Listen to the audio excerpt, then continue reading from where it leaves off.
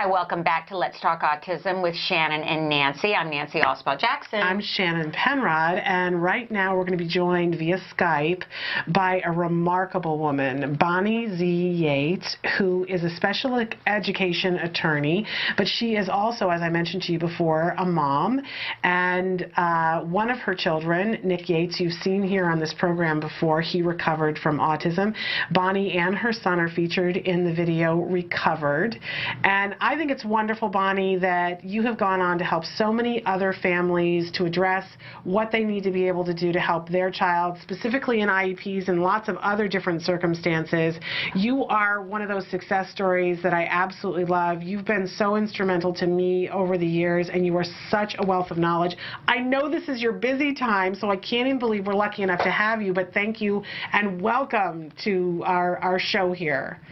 You know, Shannon, I want to thank you, too, and I want to say I'm in good company since everyone involved in the program has taken something, quote-unquote, bad and turned it into something really good. So we're lucky people, you know. We are lucky people. Nancy talks about that all the time. Yes, and Bonnie, you're a great example of somebody who turned sort of what others would consider a disability into a real opportunity. Did you become an attorney after your situation with your son, Nick?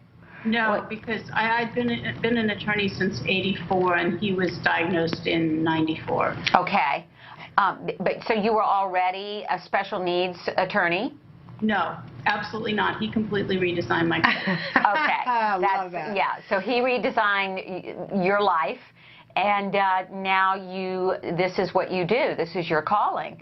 Tell us, first of all, on the most basic terms, some parents really don't even know what an IEP is. They may be new to this. What is an IEP?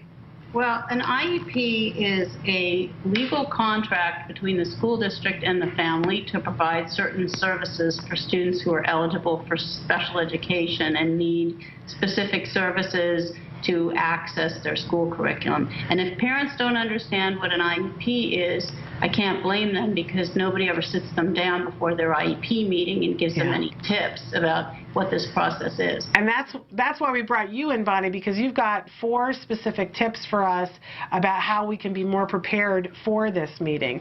And I understand that the first one is to understand what FAPE is.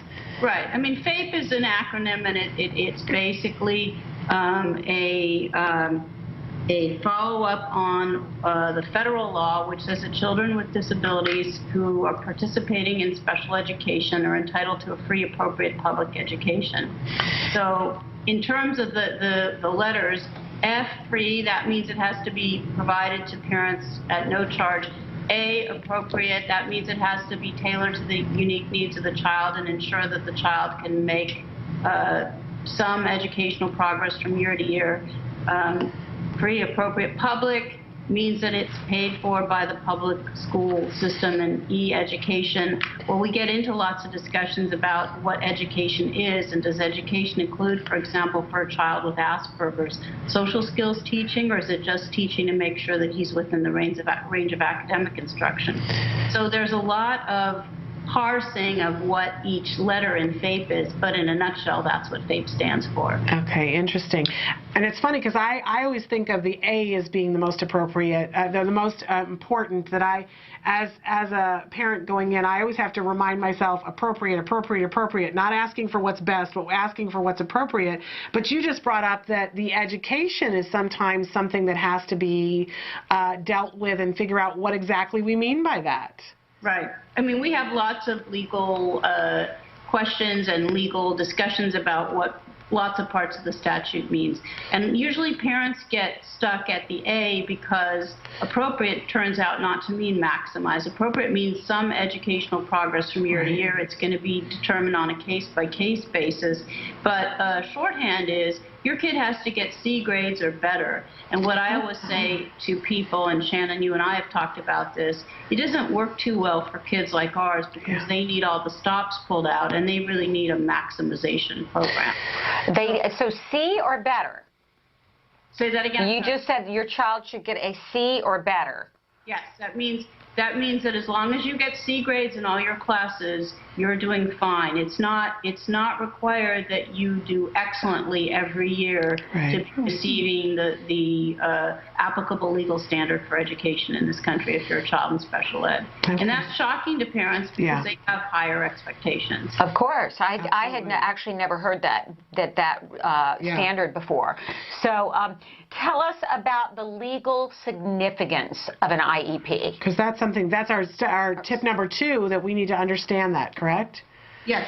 Well, an IEP is a legal document between the parent and the school district, and once the parent signs the IEP, the district is required to implement those portions of the IEP that the parent consents to. And so just really fast going through the laundry list of what's in this IEP, the IEP is supposed to be a plan for how the child's unique needs are going to be met by the school district.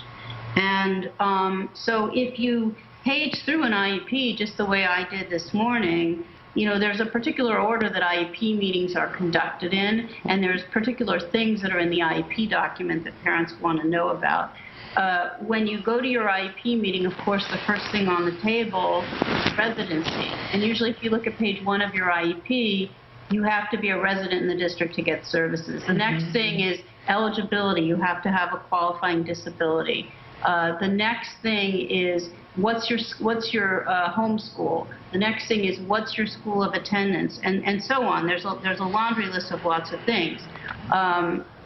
The IEP team proceeds from eligibility to a discussion of unique needs, with the idea being that you're going to analyze the unique needs and develop goals and objectives to meet those unique needs. Now, one of the problems that we have with IEPs and the way IEPs are done is that methodology is left, in other words, the manner in which you're going to teach to the goal is left entirely up to the educators. And I think that's why we've had so many problems over the years. Because, CARD for years has been saying curriculum, curriculum, curriculum, curriculum.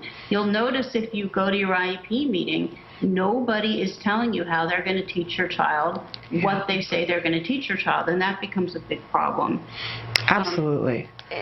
So tell us how we can really learn what the relevant portions of the document is, and what do parents really need to be concerned with in the document? What do they need to know beforehand and be educated about? And how does that actually translate into the meeting? Because the document and the meeting, while they're interrelated, it seems like a foreign object when you're first starting to do them. It does. It's overwhelming to the average parent, Bonnie.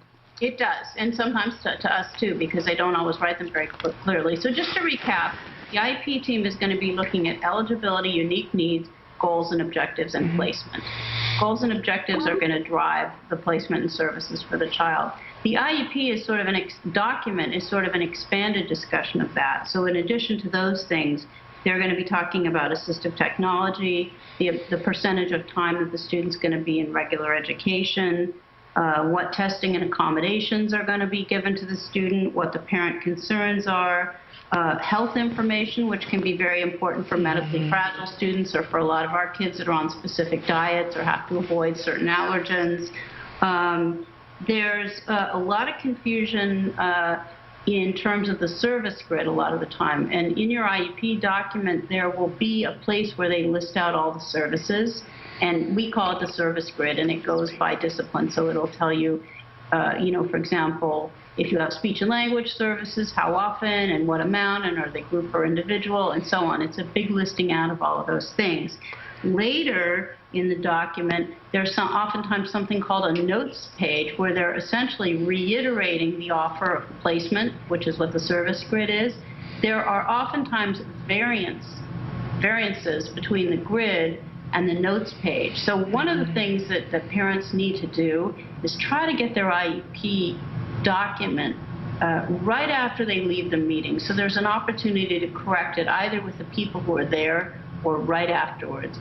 We sometimes make the mistake of, we often give them time to clean up the document because they say they need it, and what we get back a few weeks later doesn't bear any resemblance to the discussion, and then there's a lot of cleanup required. So I'd say making sure that the offer they make at the meeting and the discussion that you have at the meeting is summarized accurately in the document, and the best way you can do that is to give the district 24 hours written notice of the IEP meeting so that you have a written notice of your intent to tape the IEP meeting, so you have a tape recording of whatever it is that is said, because oftentimes there are variances. So just to finish quickly with the laundry list, there's going to be, of course, the goals and objectives. Those have to be looked at and made sure that they're measurable and quantifiable and appropriate and that all areas are covered. There may be a behavior support plan. There's going to be an indication as to whether the student is on a diploma track or not for graduation. And then there's going to be the last two things in the document are sometimes the most important. There's the attendance page showing who attended the meeting. We always look at that to make sure that the district had the proper parties there, because sometimes they don't include people that by law are required to be there. And then, of course, the consent page. And until the parent consents to the IEP document, none of the offer can be implemented. And so it's important, if parents only want to consent to parts of the IEP, that they do that and they do it carefully. And if they want to consent to the entire IEP, they do that and they do it carefully. So, isn't there oftentimes pressure, Bonnie, for the parent to sign right there at the meeting? Yeah. And a lot of parents don't know that they don't need to do that. You know, I don't see that because they don't try that with me. But that's the point. And I have told parents things like, you know, there's no reason you have to sign. You're entitled to a reasonable time. What the district has as a remedy if you don't sign the IEP is they can file and get an order that you have, you know, for the services to be implemented. But I tell parents, you've got 30 days to review the IEP. And some of the things that I've, you know, said myself at IEP meetings are things like, look, we've been here for 6 hours. We haven't had lunch. We've gone over a lot of information. I want to review this document later with the parents, so we'll be in touch with you soon, but no, we're not going to sign the IEP today. They absolutely do not have to do that. Some parents don't have the luxury of having two parents attend the meeting. What if parent wants to review the document with his or her spouse before consenting? That seems like a very, you know, legitimate reason. What if parent wants to review the goals with another professional? So there's no requirement for that. Okay. And what about, you said that notify within 24 hours in advance of bringing a tape recorder. Is that what you suggest?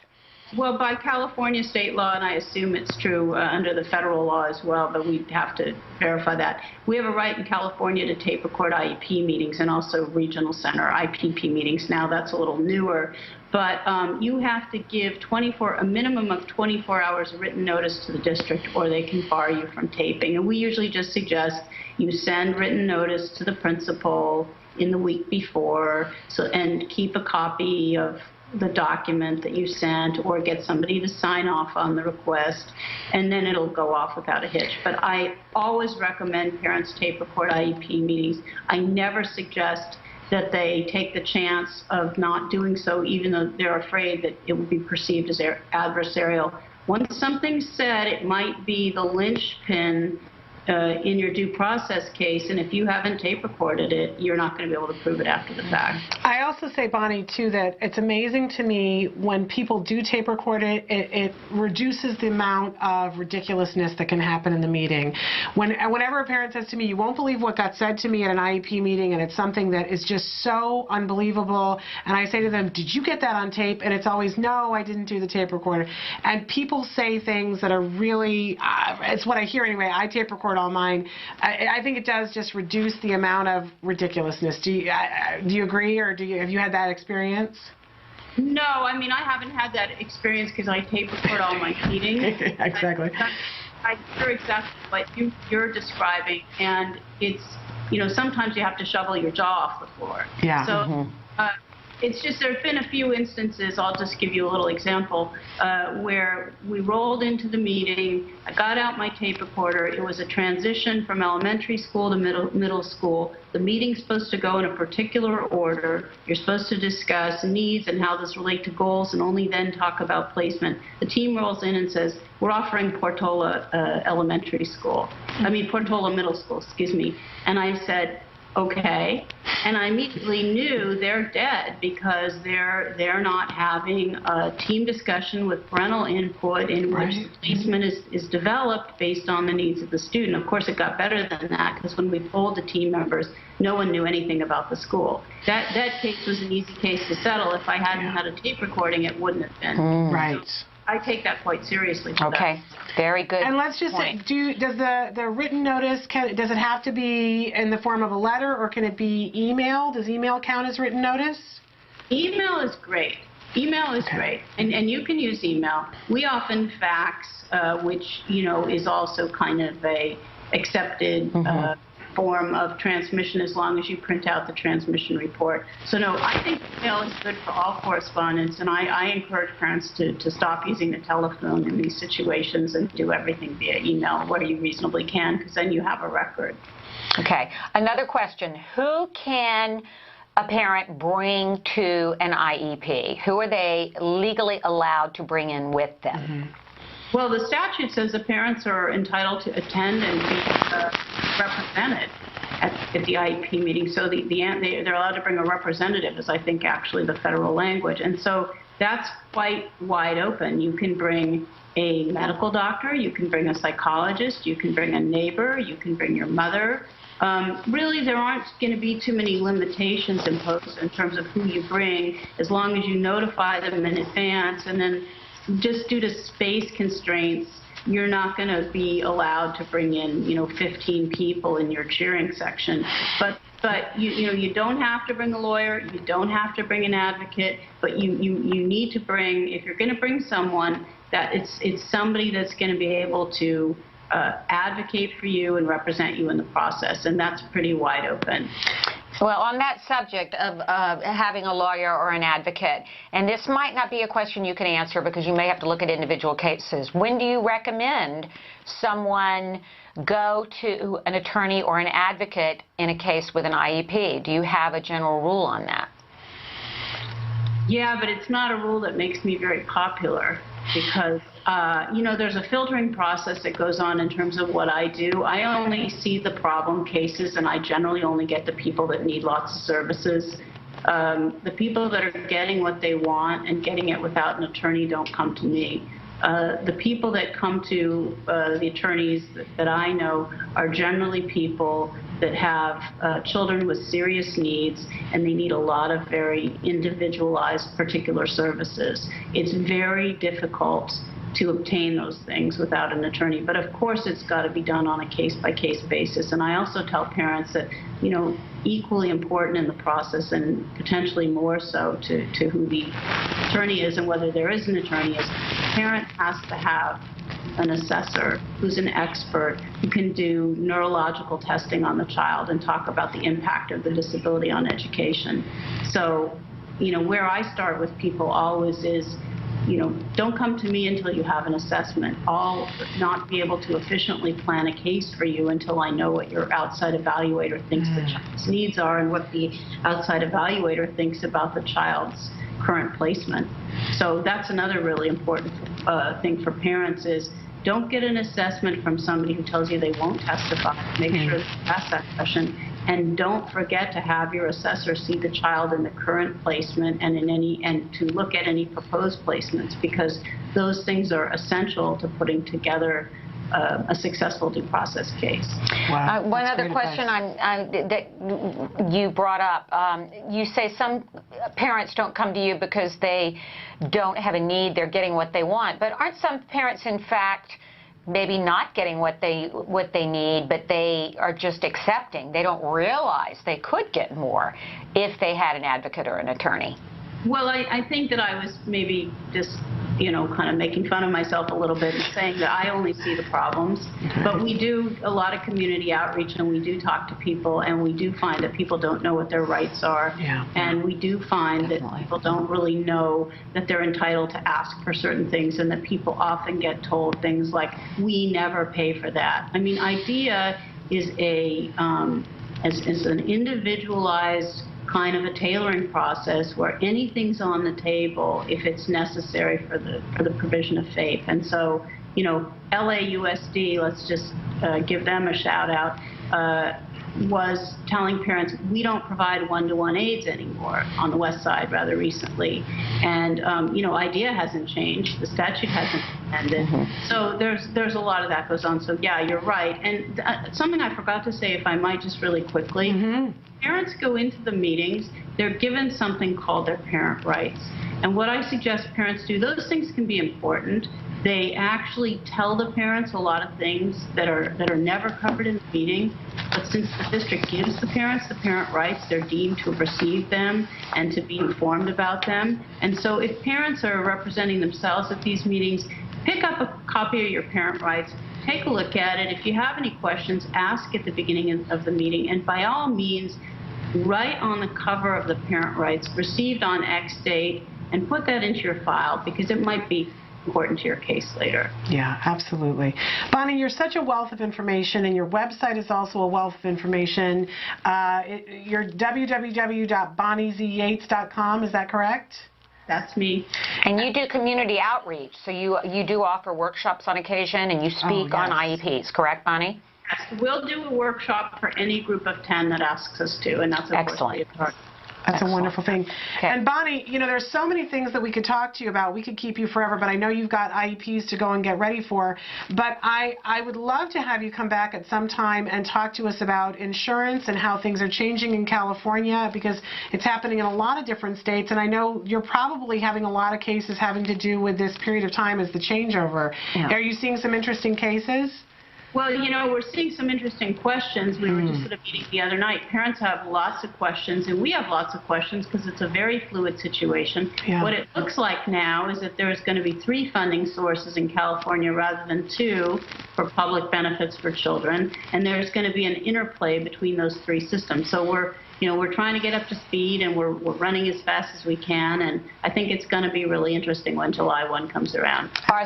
Do you think, Bonnie, that in some cases the other funders, say regional center, the schools, are depending on insurance now to pick up some of the slack, so to speak? Are they hoping that's the case and cutting off services in some instances?